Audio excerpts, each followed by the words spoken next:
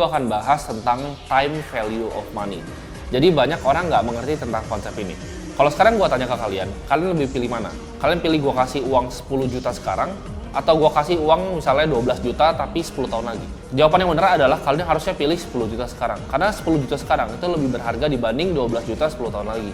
Karena 10 jutanya bisa kita investasikan untuk menghasilkan return untuk kita. Jadi uang itu bisa bekerja untuk kita. Maka dari itu, compounding adalah komponen paling penting dalam kita investasi di saham.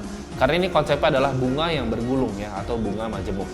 Compounding ini, Albert Einstein selalu bilang adalah keajaiban dunia ke-8. Jadi bunganya ini bergulung dari bunga yang sebelumnya. Ini seperti bola salju yang awalnya kecil, lama-lama jadi lumayan besar. Contohnya, misalnya kita investasi 1 juta dengan return 10%, kita akan dapat 1 juta 100. Nah, kalau tahun depannya lagi, ya 10% itu bukan dari 1 juta, tapi dari 1 juta 100 tadi. Jadi 121 gitu kan. Tahun depannya 1331 dan itu akan bergulung terus, tambah besar dan tambah besar dengan return yang sama, yaitu 10%. Nah, di sini gue akan coba kasih simulasi sederhana. Kayak kita misalnya bandingin antara kita investasi di saham sama kita nabungnya. Gue bilang saham itu dalam jangka waktu pendek 1-5 tahun kita nggak akan tahu mau dia naik, turun, jungkir balik, ke kiri, ke kanan gitu. Ya pastinya ke kanan ya. Tapi kita nggak ada yang tahu saham itu akan kemana. Kita nggak bisa prediksi saham itu kemana. Tapi over 5 tahun, 10 tahun, kita tahu bahwa saham perusahaan yang bagus itu pasti akan naik. Yang fundamentalnya baik itu pasti akan naik.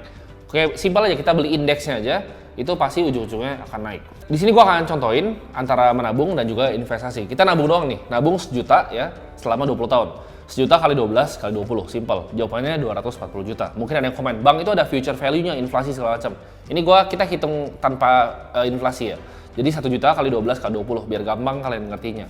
Itu hasilnya 240 juta. Tapi di sini coba kalian pause videonya ya. Kalian coba pikir, kalau misalnya diinvestasikan di pasar saham kita yang track recordnya 20 tahun terakhir itu 13% year on year. Ada yang tahu nggak dapat hasilnya berapa? Dengan uang yang sama, 1 juta. Apakah 400 juta? Apakah 500? Apakah sama 240? Nggak mungkin sama kan? Pasti lebih. Berapa? 300, 400, 500, 600, 700?